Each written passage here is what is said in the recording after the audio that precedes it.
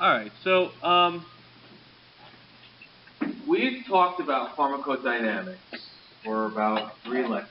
And we've talked about what a drug can do to the body.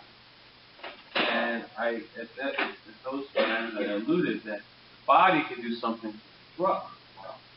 And so we kind of present this in like a sequential order, right? But in fact, it's not like horizontal, right? It's not sequential. It's really vertical. It's really kind of all happening at the same time. Right? Drugs acting on the body acting on the drug. And so you've probably heard the abbreviation ADME, right? ADME, ADME. A lot of people use this to talk about pharmacokinetics as like a nickname for pharmacokinetics.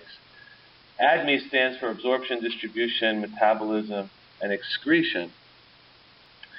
And our textbook really presents it more as ADE, absorption, distribution, and elimination. And elimination includes the process of drug metabolism and drug excretion. Right? So when you say drug elimination, you're talking about the process of metabolism by the body and excretion. And usually the excretion is happening in the urine or in the feces. Occasionally it's happening in the sweat. Occasionally you can exhale a drug metabolite. So if we kind of look at the pharmacokinetic side, as I indicated on the slide here by the PK in the upper right corner, we have a lot of stuff going on. The drug is administered. It's absorbed, and it gets to the site. Well, it gets absorbed into the systemic circulation, which brings it to the site where it needs to work. Right? So it gets out of systemic circulation into tissues. It acts in tissues and returns to systemic circulation, where it gets brought to areas of metabolism, such as the liver, and can be eliminated. So the drug is going on an amazing journey, right? It's being administered, it's getting absorbed. Depending on the route by which the drug is administered, the drug may be immediately absorbed into the systemic, or might take some time to get absorbed into the systemic. And so the example there would be, if you were to just do an intravenous injection, it's immediately in the systemic circulation, yes? Right? If you inject something intravenously, it's immediately in the systemic circulation. On the other hand, if you eat something, it takes some time to get absorbed, right? Because the drug has to travel into your stomach. It has to dissolve there. It has to start to move into the small intestine, and it gets absorbed across the wall of the small intestine into the circulation, right? The blood takes it to the liver. The liver pumps it back up to the heart, not directly, but through blood vessels. And then the heart pumps it to the rest of the body, right? So depending on the route by which the drug is administered, absorption can take some time. Absorption may be instant. It's going to depend, and we'll see examples of that today. Now, once we say absorption where? To the systemic circulation. So the systemic circulation is obviously the circulatory system, right? So the circulatory system is a good system by which a drug can travel because it has kind of forged pathways all throughout tissues, right? So all tissues are perfused by blood. Blood flows through all tissues. And so you might think of the liver, right? And you might say to yourself, all right, here's this, and it's a very bad picture. So here's our liver. And you might say to yourself, well, obviously the liver as an organ contains blood in it. So how can you distinguish the tissue from the blood? Does that make sense? Like, doesn't the liver contain blood in it? So wouldn't the whole organ be not just the liver cells, blood? And so the answer is, yeah, if you were to extract it out of an animal and weigh it, the wet weight of the liver would contain blood, unless you somehow cleared the blood out.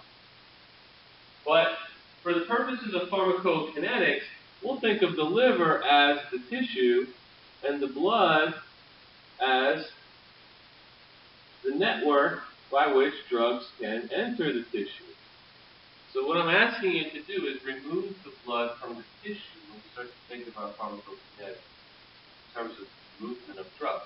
So the drug is going to leave these blood vessels and go into the parenchymal cell. Right? So the cells of the liver, the major cell type is the hepatocyte, right? And the hepatocyte drives a large percentage of drug metabolism. Right? But then there are other cells in the liver, non-parenchymal cells, that you may have learned about, like fibroblasts,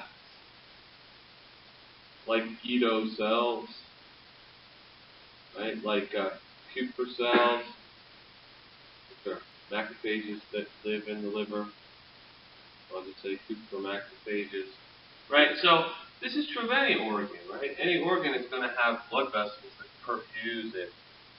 And so when the drug gets absorbed out of your gut into the blood that comes into the liver, right, the drug is inside these blood vessels, and it's diffusing down its concentration gradient into the tissue cells. Does that make sense? So it's kind of like the highway. Like when you come to St. John's, or let's say when you go home from St. John's. You go home from St. John's and you drive home. You're driving on roads, right? And those roads eventually take you to wherever you live. So you might go from a major highway to like a street to maybe a small side road, perhaps, right? And when you get into your house, you're at home. You don't think of the road as part of your house, right? You just think of your house as where you reside. The road gets you to your house, right? I don't think of the road in front of my house as mine. In fact, it's not legally mine anyway. But the point is that when you think about now drug and systemic circulation, we're talking about in the bloodstream. And now we're talking about when it needs to get to a target tissue, right? When it needs to get to bronchiolar smooth muscle to relax it so that you can catch air, right? So the bronchi can dilate. It's trickling out of the blood, right? Diffusing out of the blood into those bronchiolar smooth muscles. Right? So, for the purposes of pharmacokinetics, we're going to think of the blood as the highways and the byways in which drugs can move, but not as part of a particular organ, which is perhaps weird. You probably haven't heard of it that way. And in some cases, the blood is affected by a drug, specifically the blood, so the model maybe doesn't exactly hold that. But the point is, I'm trying to get you to tease it out so that when you think of distribution, right, the drug distributing into tissues, right, leaving the bloodstream and entering a tissue, doing something there, dissociating from the receptor, and eventually ending back in the tissue, ending back in the systemic circulation, which brings it to a site of exit, which could be the bile, or which could be the urine. Is this making sense? Okay. So we have this process of absorption, which we'll spend some time talking about. We have this process of distribution, which we spend some time talking about. And you notice the arrow goes two ways. The drug can enter the tissue cells, and it can leave the tissue cells and come back to the systemic circulation. Okay? And then lastly, the systemic circulation will take it to places where it can be eliminated.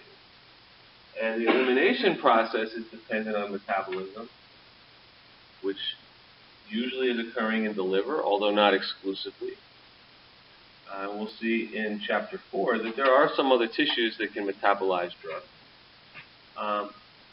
And following metabolism, usually the drug is excreted. Okay, so this is what we call the PK world, and what we'll spend today talking about. The pharmacodynamic world is really talking about once the drug has distributed into the tissue of the site of action. And so this is actually another thing to realize. Like, when drugs distribute across hydrophobic membranes, they distribute into all tissues. Right? So, you're giving a drug to treat a migraine headache if you want it to work up here in your head, but it may be also distributing into other tissues. But it's only acting where? At the target site. Right?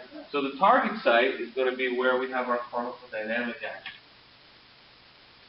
and hopefully a desired clinical response. And then, as we've learned recently, most drugs are also going to have some kind of toxic response, ranging from mild to potentially severe to potentially very serious. Right? So this slide kind of puts it all together. You administer the drug, you want it to have an action. You'd rather it not have a toxic effect. You want it to rather have a clinical effect more than a toxic effect. But in order to get to that site of the action, the drug's got to be absorbed. The blood's got to take it to the tissues. It's got to distribute into the tissues. There it's going to act at receptors. Then it's going to fall off the receptors and come back into systemic circulation and go to places where it will be metabolized and then excreted. So that's really the interplay of this situation. Any questions on that kind of flow chart? Really? Okay. So we talked last class about quantile dose response curves. And we said that quantile dose response curves give us an idea that there's a variability in drug response in a cohort. Right? So if you have 100 people in a room and they're all taking a drug for headache, some of them would probably respond to a very low dose. Makes sense. Others would need a higher dose because they're resistant. And then we have kind of like average dose that would work for most of the people. And so getting back now to that discussion, and the discussion we had on the first day of class when we talked about, how a drug goes from a concept in somebody's mind to actually being worked through to an approved drug, right? Using in vitro studies, using in vivo studies in mice or rats or guinea pigs or rabbits, preclinical studies, in vitro, in vivo. And then, if all looks good, the FDA gives permission to do clinical trials, right? That happen in 4 phases. First phase of clinical trial is just to see if the drug is going to cause any kind of unexpected toxicity. But the second phase is going to be to calculate the best dose to use in patients, or what we might call the standard dose. And so the way that this is obtained is by using average patients, right? Patients who are otherwise healthy volunteers that have an average ability, quote unquote average ability, to absorb, to distribute, and to eliminate a drug. And so this is important because you wouldn't want to test a drug in a person who's got renal failure because the kidneys aren't working well, and the way that the drug you're testing in that person may act very differently than in an otherwise healthy person, right? You wouldn't. This is called selection bias. You wouldn't want to bias your sample pool by putting people in who have some kind of metabolic, some reason for metabolic variation, polymorph, or some kind of disease state, right? So the average dose is calculated in a bunch of average volunteers. So they'll hang up a flyer at the cafeteria in medical school, and it'll say, interested in making $500, sign up for this clinical trial, where we like to test drug X for its positive effect. And so you go down, and they'll do a physical on you. They'll make sure that you're otherwise healthy. They might take a blood sample. And then if you qualify, you sign all these waivers, and then basically they'll test the drug on you for a couple of weeks. And you give a blood sample every week or every day, however it works in that particular trial. And they'll come up with a standard dose. And so the standard dose is obtained from studies on healthy people. And while the standard dose is going to be effective, therefore, in most patients, there will be some exceptions where dose will absolutely have to be adjusted right off the bat. Right? And that's going to include people like infants, right, or newborns, because they don't have a mature organ function. right? Their livers are small. Their kidneys are tiny compared to that of an average volunteer in which the drug was tested, who might be 20 years old, has a fully matured organ. Right, so the dose of acetaminophen that you might give a child that has a fever is going to be what? Higher or lower than the dose you give an adult with a fever, if their organs are immature and can't handle as much. Lower. Right? Does that make sense?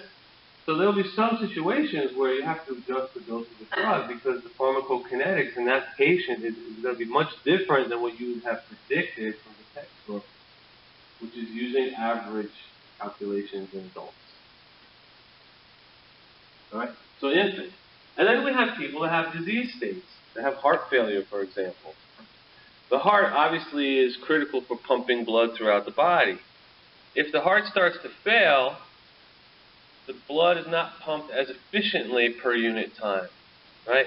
If the heart completely fails, you're dead, right? So you only really have a window in which you can have failure, because too much failure will cause you to die, right? Right? So I kind of think of heart failure in a person who's living with it, who's surviving it, as suboptimal heart function. Would you agree? Suboptimal heart function. It's not beating as efficiently as otherwise should. So if the heart's not beating as efficiently as it otherwise should, compared to a normal, healthy beating heart, in which these drug doses were calculated, does the person with heart failure have as much blood flowing to their liver per unit time? Or as much blood flowing to their kidneys for filtration per unit time compared to the one with a healthy, efficiently pumping heart? No. Right? So somebody who's got heart failure might require a dose to be adjusted because the pharmacokinetics might get messed up in that patient if you don't adjust the drug. And usually when I say the pharmacokinetics gets messed up, there's two ways that the pharmacokinetics can be altered. One way is that you're rapidly inactivating the drug because of some enzyme induction. But the other, and that's not here.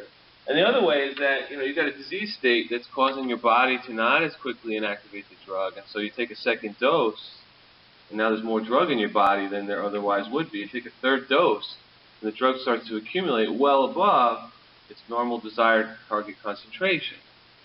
And what happens when you start to push those response curves to the right? Remember the yellow bars? What kind of curves are they? Toxic response curve. Right? So as the concentration starts to build in the body beyond the desired concentration, which is calculated using healthy volunteers, when it starts to build beyond that, now you get drug accumulation and increased likelihood of toxicity. Right? So heart failure, kidney failure, these kinds of disease states are going to necessitate dose being adjusted from just the standard dose that you usually dispense in the pharmacy.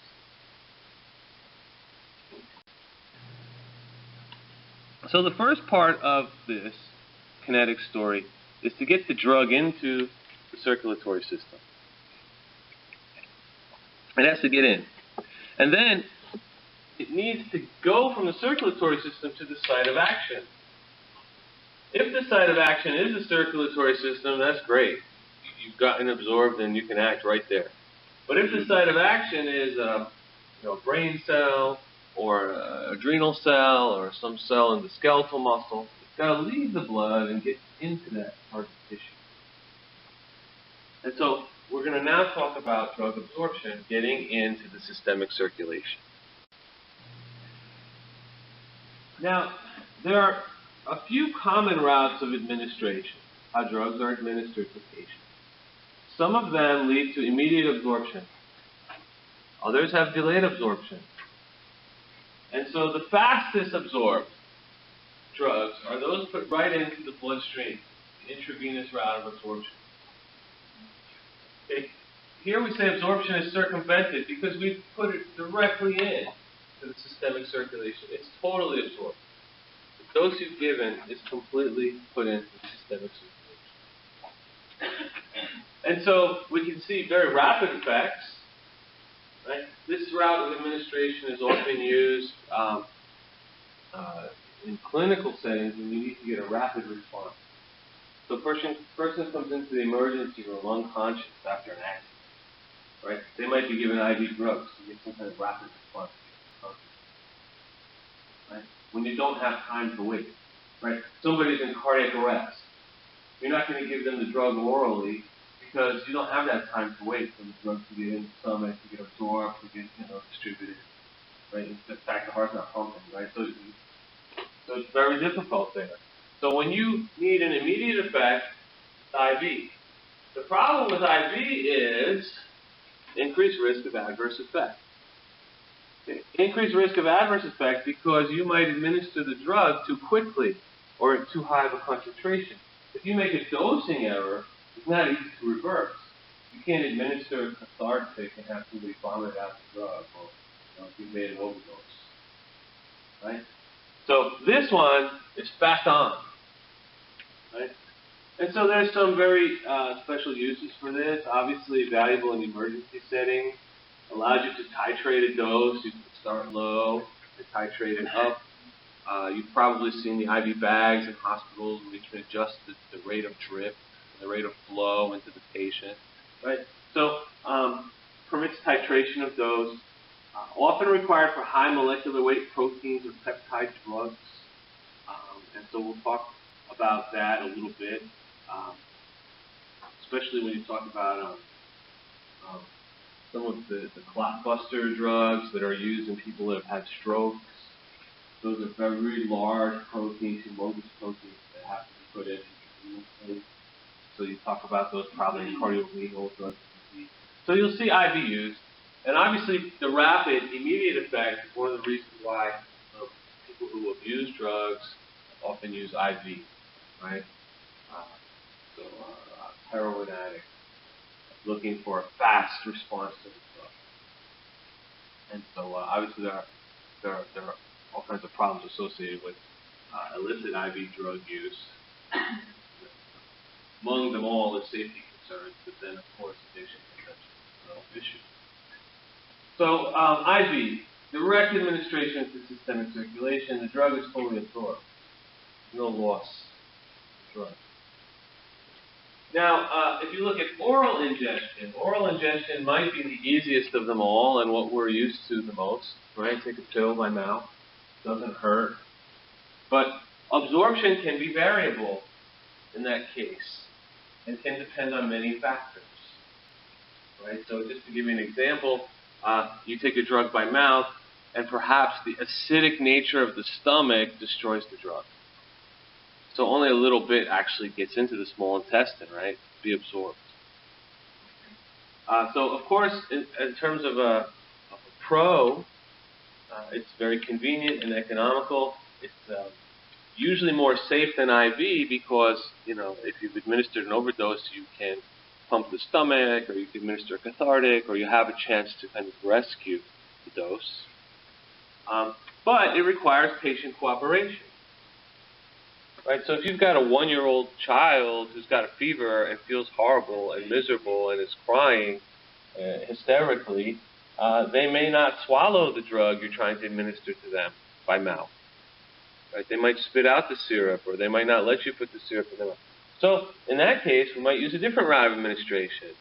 We're not going to use IV, but we may use rectal administration with a suppository. If you've ever seen rectal suppositories of different drugs, those are useful in patients who are non-compliant, like little kids, or sometimes even older patients who are in an institutional setting.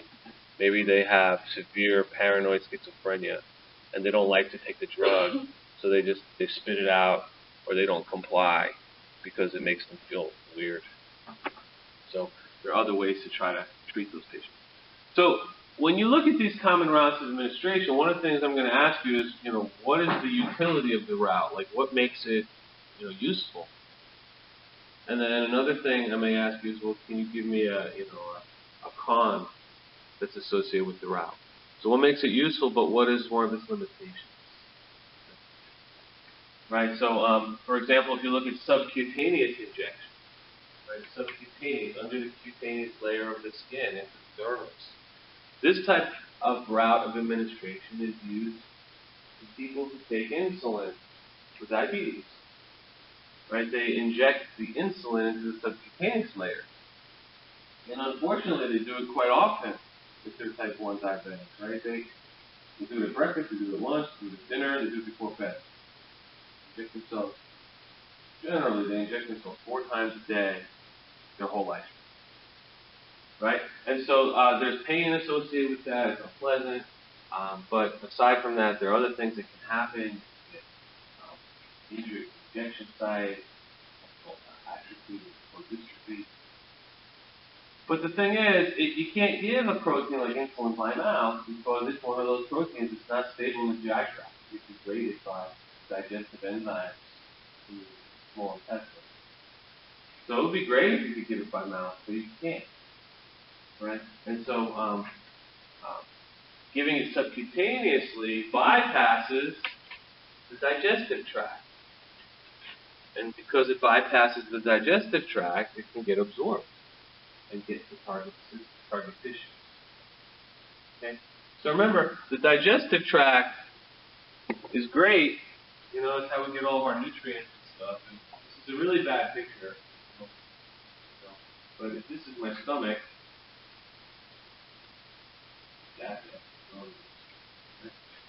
and then here's our small intestine.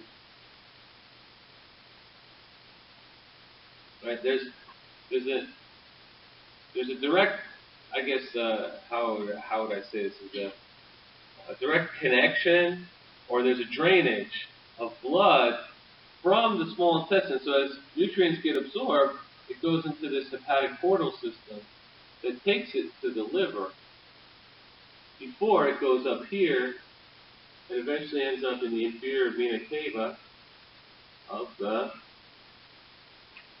heart. That's a bad heart. Right? Right. So when the drug or the nutrient, whatever nutrient you're getting out of your diet gets absorbed, it's going through your small intestine wall, and it's being taken first to the liver, then to the heart, which then pumps it to the lungs, which then pumps it back to the heart, which then pumps it to the rest of the body. Right? So we sometimes say that a drug or a nutrient absorbed orally passes first through the liver. Would you agree?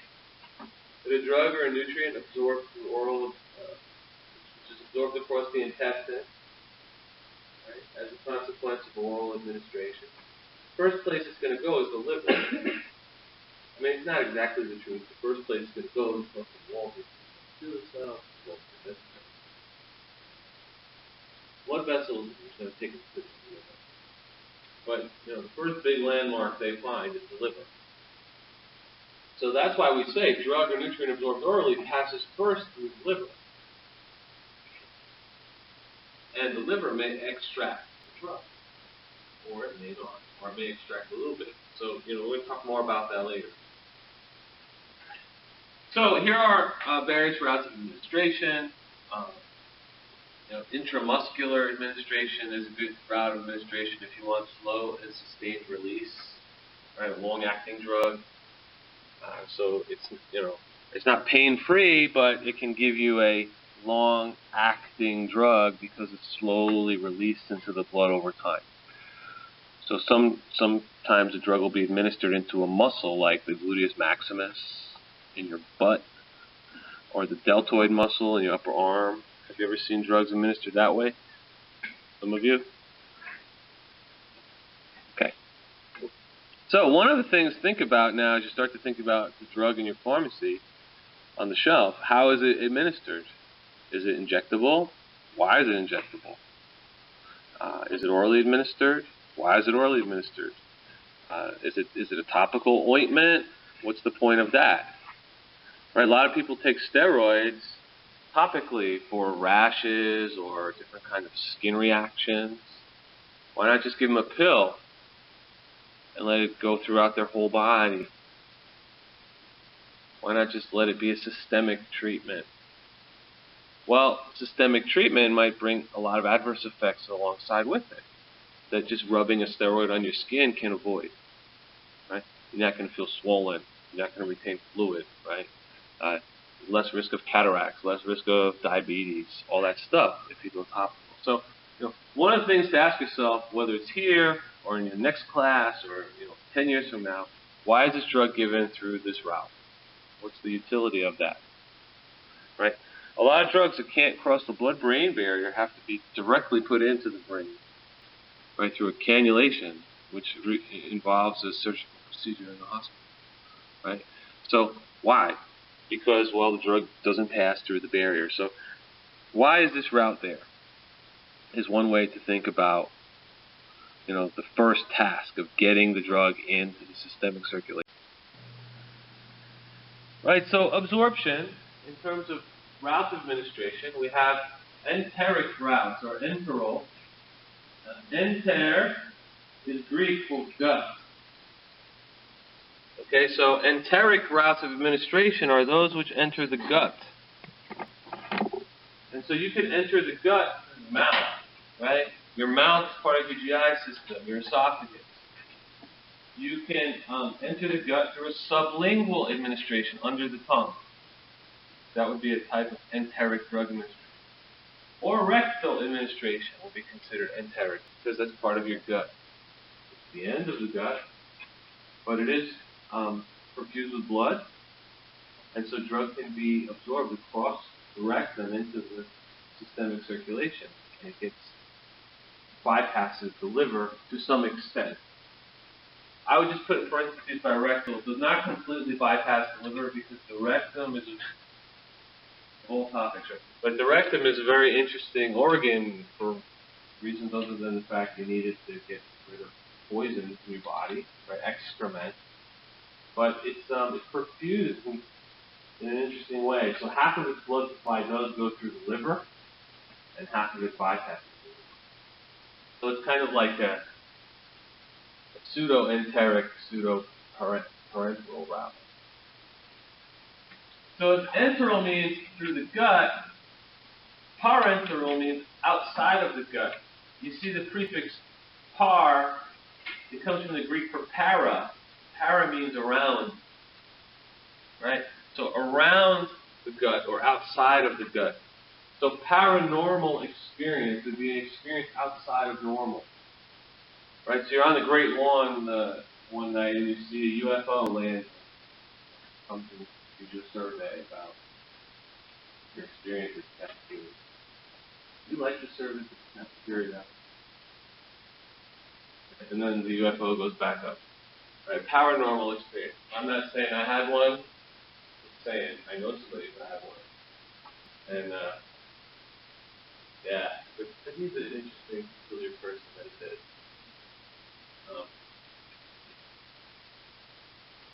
No, I don't want to say. All right, so parenteral, outside of the gut. So outside of the gut are going to be places that bypass going to the liver first. Right? So these drugs are going to drain into the heart either through the inferior or the superior vena cava, and they're going to bypass the liver. Right? Routes like IV, sub-Q, intramuscular. And then we have some other types of parenteral routes, like topical. Right? A lotion or a cream or an ointment, or inhalational, like a rescue inhaler for somebody with asthma. Right? Then we have some really specialized routes like epidural or intrathecal. Epidural is actually going to be an injection through the vertebrae, right? Between vertebrae into the epidural region on the spinal cord. And so this is the typical epidural that you hear about when a female goes in for, giving birth to her baby, right? If you're going to get an epidural, the needle's going to go through the vertebral column into the epidural space, and it's going to put the lower part of your body to sleep. Right? Why not just use a systemic anesthetic? Put the woman completely out. Would that be a good idea? No, because we need her. We always need her, but we definitely need her then to push. Right? So epidural is one route that is also parenteral and will put the lower half of the body to sleep so that maybe the pain is less. Okay? And then the idea here is that, why this route? It will depend on the use of the drug and what you're trying to avoid or what you're trying to get. If the drug gets degraded orally or it can't get absorbed into the blood, to get to its target, you've got to use another route. In other cases, you might be targeting a particular tissue, right? You might only want to put a part of the body out, an epidural, for example. Or, for example, if you're giving a drug whose main action is to be in the eye, maybe you give an eye drop, right? A localized administration right into the tissue. Or a nose spray right into the nose. A localized administration into the tissue to avoid systemic response. Right? So whenever you go local, eye drop, ear drop, mouth spray, it's to try to avoid systemic effects that usually are adverse effects. Does that make sense? Okay. So why don't we take a 3-minute break, and then we will continue with our journey here.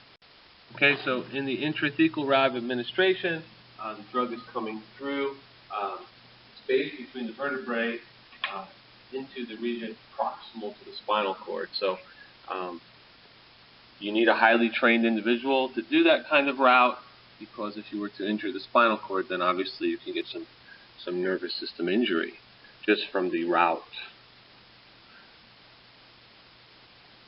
Okay, and these are the kinds of administrations that occur when someone's getting a cannula, for example, into the brain for treatment of a particular tumor with a drug that otherwise couldn't cross the blood-brain barrier. Right, so putting the drug into the site. That's what this is about. Now, pharmacologists have devised a way of describing the systemic absorption of drugs through various routes. And the parameter they look at is called the bioavailability. Now, bioavailability really is referring to what's the fraction of drug that's unchanged that has left the liver or that has entered systemic circulation. What's the fraction of drug that has gotten into the systemic circulation unchanged? So if you give a drug through the intravenous route, what's the fraction of drug that has entered the systemic circulation unchanged? If you give it through IV. All of it, right? So if the fraction of drug that has entered the systemic circulation unchanged is 1, we say that it's got a 100% bioavailability. Right? So bioavailability refers to the fraction of unchanged drug that reaches systemic circulation following administration by any route. And it can be expressed as a percentage. So if you were to look at your chapter 3 in your textbook, the very first table in chapter 3, it lists, 50, 60 drugs. And it has all these different pharmacokinetic information about those drugs. One of the pieces of information that table presents to us is the bioavailability of the drug, or what's the oral bioavailability. Right? So bioavailability refers simply to the definition, the fraction of unchanged drug that enters systemic circulation following administration by any route. And so an intravenous administration would have a bioavailability equal to 1, right? The entire fraction has been absorbed, and we can convert that to a percentage. That would be 100%. While other routes of administration will be less than or equal to 1, but oftentimes less than 1. Okay, so I'll show you some examples today where a drug can be given orally that has a very close bioavailability to what it would be systemically, while in many cases a drug given orally has a much lower bioavailability than a drug given systemically. And so there are a few factors that impact drug bioavailability. the amount of drug that gets into systemic circulation following administration by any route. Incomplete absorption is one factor. Another is called first pass effect.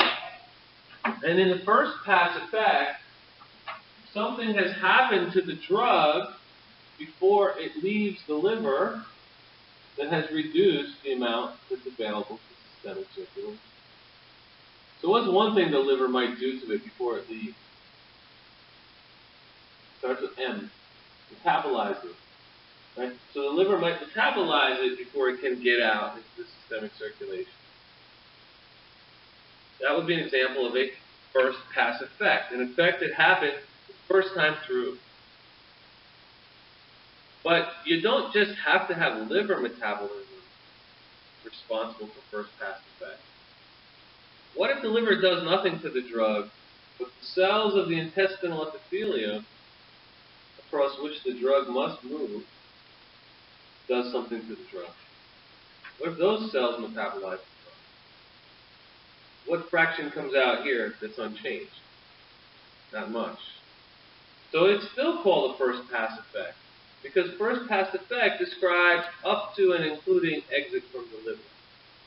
So drug can be changed by the intestinal epithelial cells, drug can be changed by the microflora inside the gut, drug can be changed by the liver. But whatever the case may be, whatever comes out is much less than what was absorbed. And so that would be called also a first pass effect. So one way to get first pass effect in the usual way is that the liver metabolizes the drug before the drug gets systemic. But that's not the only possible way to get a first pass effect. So maybe on this slide I just say there are other ways to get first pass effects too. And so how? Well, remember the absorption sequence. If the drug's given orally, it's going down into your stomach, right? It's dissolving there. It's being moved into the small intestine. Why doesn't most drug absorption happen across the wall of the stomach? Tell me about the surface area of the wall of the stomach compared to the surface area of the wall. Which one has a much higher surface area? Small intestine, right? And do you remember Fick's law of diffusion back in chapter 1? Right? Movement of an ion down, movement of a substance down a concentration gradient is directly proportional to the magnitude of the concentration gradient, surface area of the barrier across which absorption is happening, right? And then the lipid aqueous partition coefficient. That's all in the numerator, right? What's in the denominator? Thickness, right? So if that sounds foreign to you, just look again at that Fick's law of diffusion in chapter 1. But here, when you give that drug orally, it's got to cross the gut wall and get into the portal circulation. Portal means going to the liver. Right? So the circulation going to the liver. The portal blood brings the drug to the liver, and only then can the drug reach the systemic circulation. And so bioavailability may be affected by any of these three steps. Going across the gut, moving from the gut to the liver, going through the liver, and exiting into systemic. So all possible places where you can get an effect on what comes out of the liver and becomes available systemically. So for example, drug metabolism can occur in the intestinal wall, or in the blood, or in the liver. And all three of those can affect the amount of drug that gets into systemic circulation. Now, the liver can then excrete the drug into the bile. And so this process of first pass elimination means that as that drug moves into the liver, the first time through, most of it gets dumped into the bile and eliminated. So that only a tiny bit gets systemic to go to the heart, to go to the lungs, to come back to the heart, to go to the rest of the body. So, let's imagine that this table represents the liver, and the amount of drug entering the liver, first pass, is this much. and then it goes through the liver, and the amount of drug leaving the liver and entering the systemic circulation is this much. Is that an example of first pass effect? Yes. Yes? Right? But what if this much is enough to give clinical efficacy? Do you care that there was a first pass effect? If the amount that got out was only a little bit, but that little bit was enough to have a good impact on your patient, do you care? No, right? So there are a lot of drugs that get highly extracted first time through the liver. Tricyclic antidepressant, any of you administered them, like desipramine, nortriptyline, amitriptyline, imipramine? Have you seen any of them in your pharmacy? So, right, they come into the liver like this, they come out of the liver like this, but this is enough for efficacy, so who cares?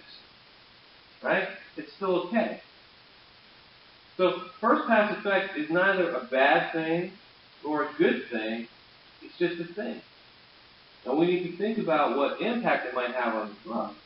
So if the amount of drug coming into the liver is this high, and you need this much drug to have an effect, and the amount that comes out is only that much, then that's a first pass effect that means I need another route of administration.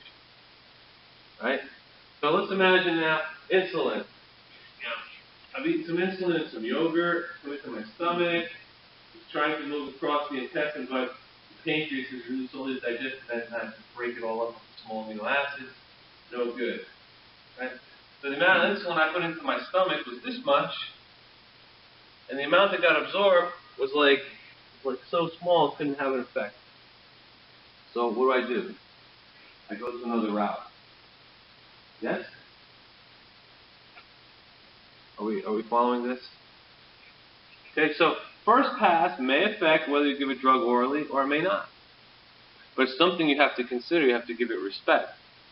Because if you have a drug that you give orally, right, and you give this much drug, right, you give this much drug, and it goes first pass through this liver, and this much comes out, and this much has an effect,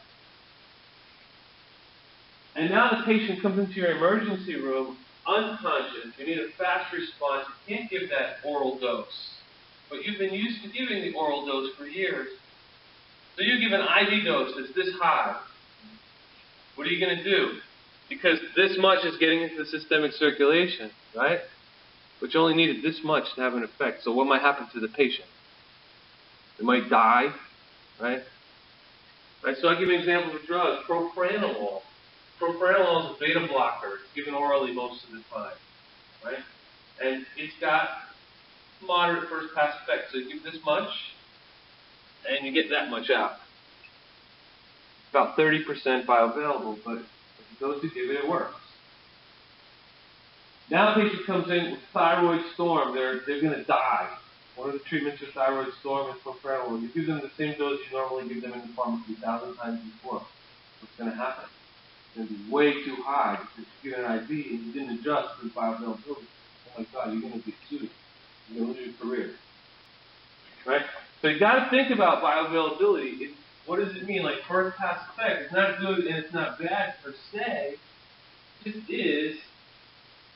But I need to keep that into account. So let's say I give a drug, and normally I got to give this much drug because it goes under a high first pass effect, and this much comes out, and this much works. But now my patient's got hepatitis C, and the liver's not working that well. So I give this much drug, how much drug comes out of the liver? Like less, but still like way more than you need. Does that make sense?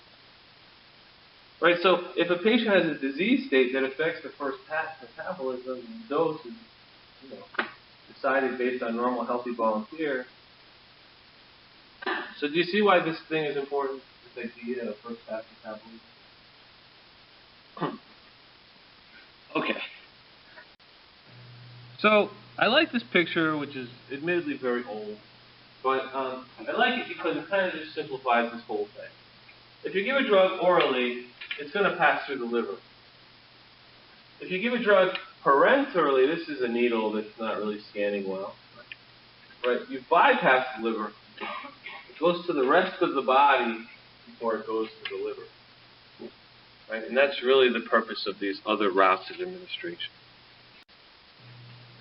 Now, just to show you from an anatomy stance, we have these blood vessels called the portal circulation, which hug the small intestine.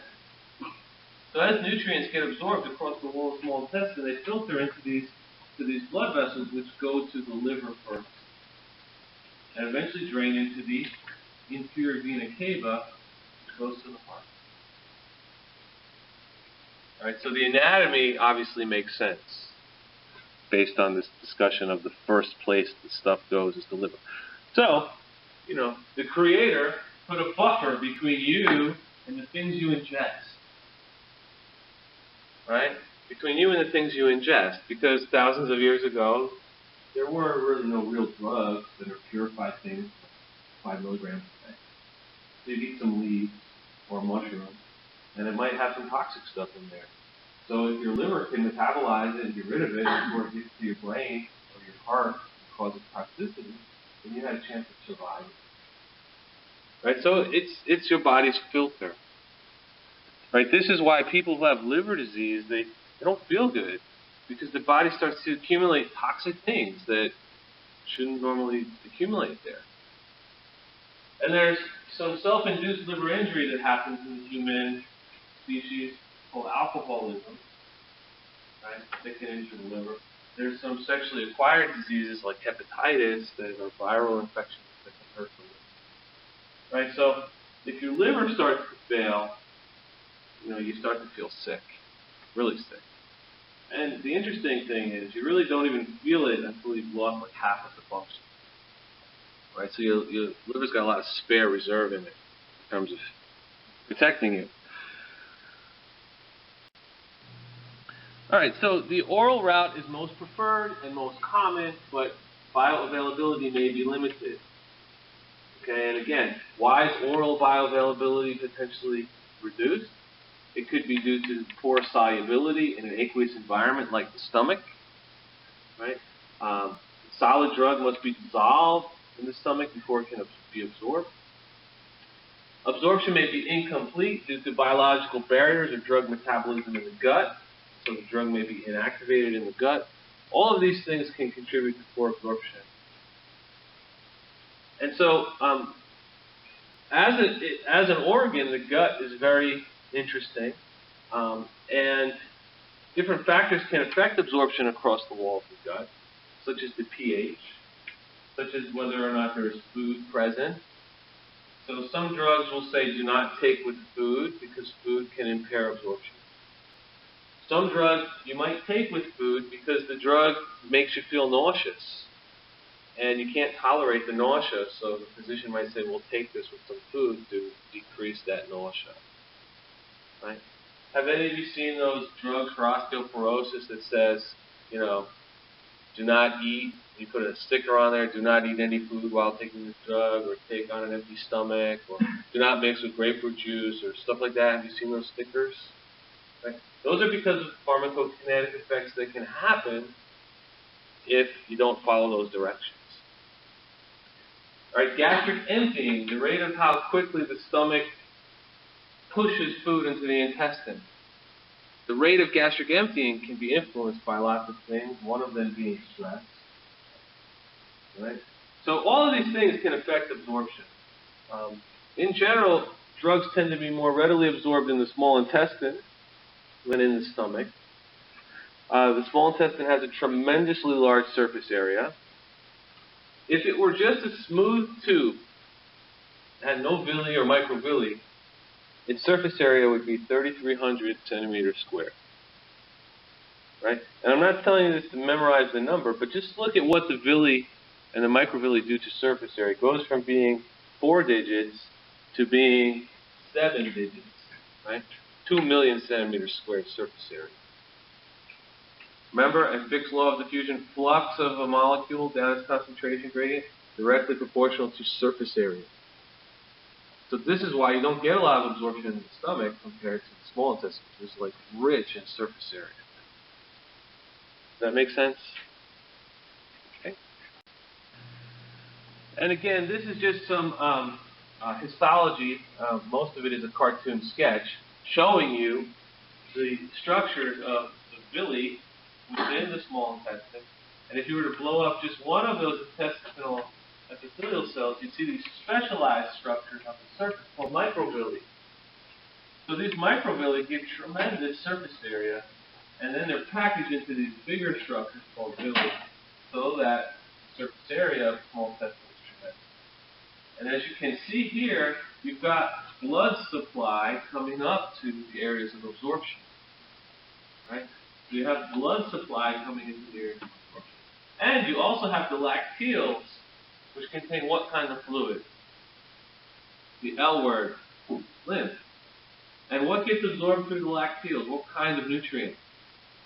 The F word, fat. Right?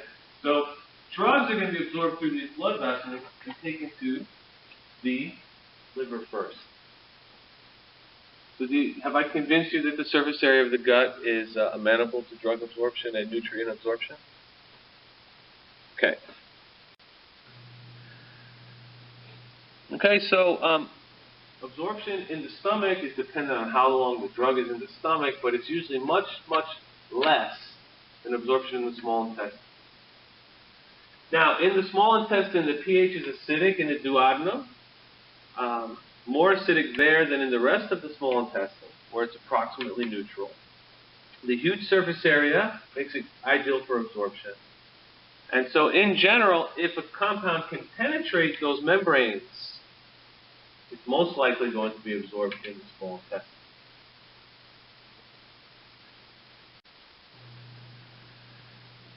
Okay, another kind of very specific route of administration is sublingual. And this is a route that bypasses the liver.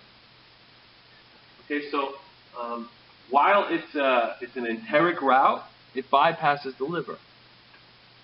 Right? So you're putting it in the mouth, which is part of the GI tract, but you're not swallowing the drug. You're letting the drug absorb across the base of the mouth. And if you look here at the base of the mouth, we blow a little bit. Right? We see blood vessels which drain into the superior vena cava eventually. Right? So we can look at these veins and these blood internal jugular, right? Facial vein, but the bottom line and the major port of entry into the systemic circulation is the superior vena cava. So the drug taken under the tongue dissolves and enters the venous circulation, which takes it right to the heart. So this kind of administration is used when you're trying to treat spasms of the coronary arteries called angina. When the coronary arteries start to spasm, the coronary arteries give the heart muscle oxygen. It's the heart's own blood supply. So here comes the drug directly into the heart, and then will diffuse through those coronary arteries and cause the blood vessels to dilate. So what kind of compound do you give? Do you know what you give under the tongue, what it's called? Nitroglycerin. Right? Nitroglycerin comes in, and it's the nitrate. It's a nitric oxide donor. Remember what nitric oxide does to vascular smooth muscle?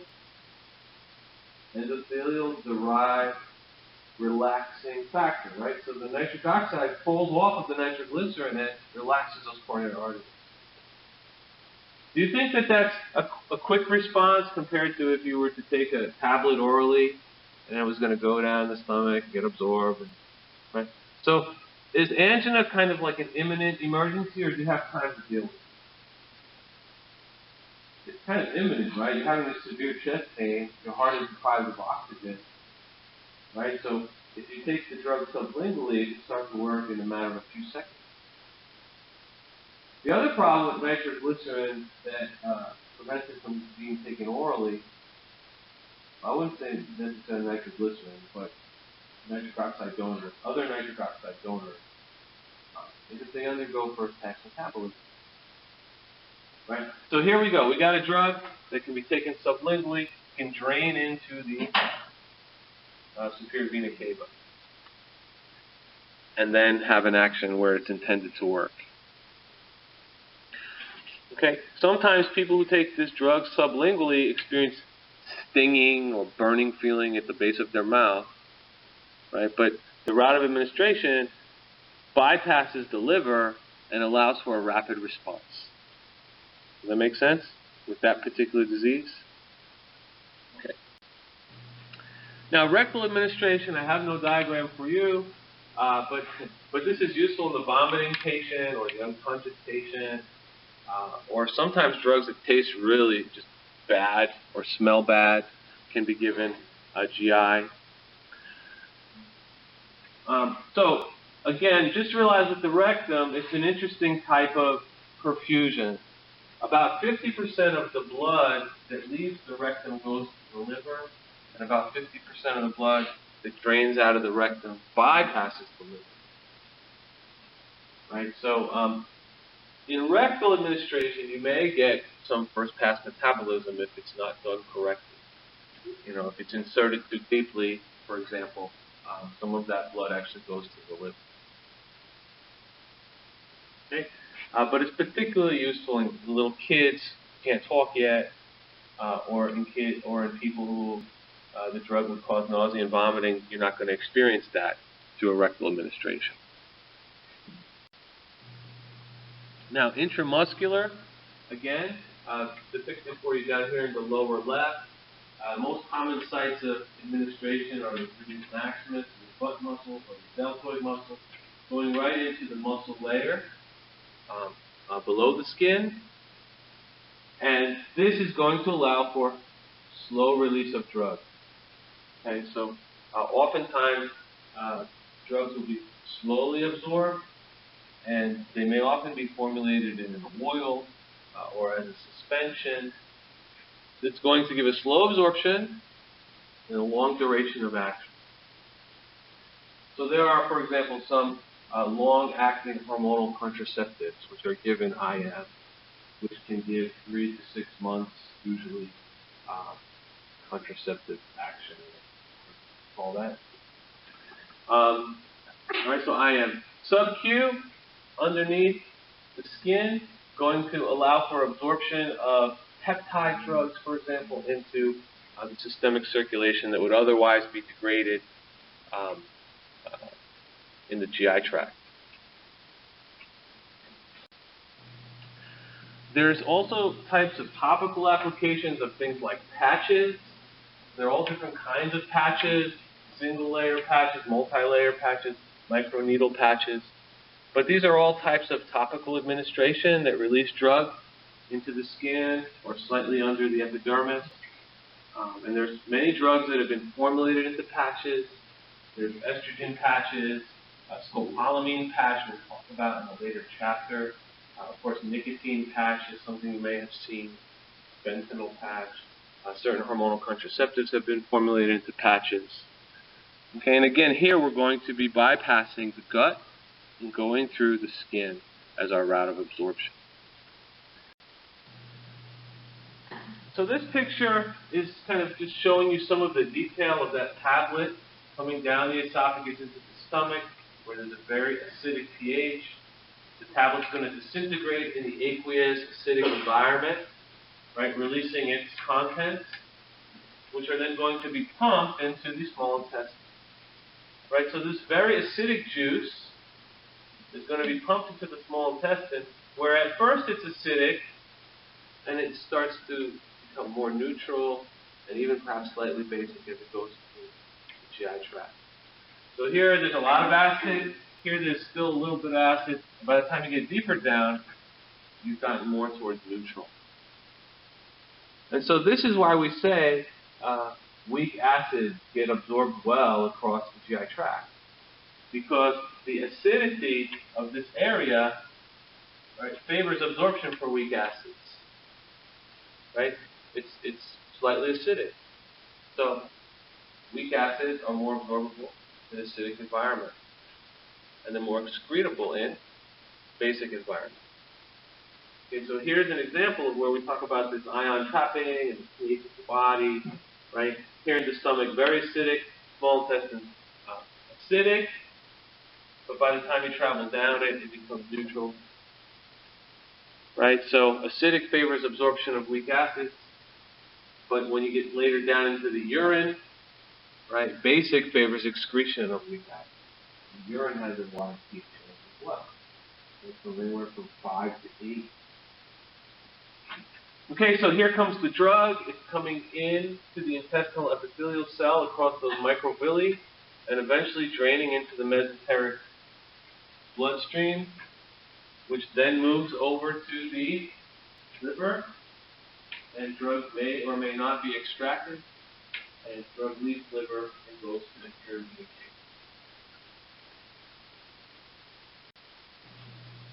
Now, gastric emptying, movement of the juice from the stomach into the small intestine can be affected by different kinds of things. By the pH, by the stress on the person. For example, stress increases gastric emptying, exercise decreases gastric emptying. Okay, so when you exercise, your stomach feels more full than it would when you don't exercise. Kind of funny, like one of my hobbies is I like to go up in the mountains, and I'm not talking about like the Alps, although they are pretty awesome, but like the Appalachians. And I like to walk up, 800, 900 meters. We're not like really high up. But I'm never hungry when I'm out hiking. If I'm just back home, like I'm eating all day. I'm munching on chips, I'm eating an apple, a chocolate bar. I don't know, I'm hungry all the time. Right? But if I'm actively exercising, I'm not hungry at all. Bizarre. But it has something to do with my rate of gastric emptying. Volume of ingested material can affect gastric emptying. Obviously, if you present your stomach like on Thanksgiving night with 5,000 calories of food, you've maxed out your stomach, right? So there's only so much food that's going to leave per unit time. Certain disease states can affect gastric emptying, size of meal, certain drugs, right? So all of these things may affect absorption of drugs, can impact absorption of drugs.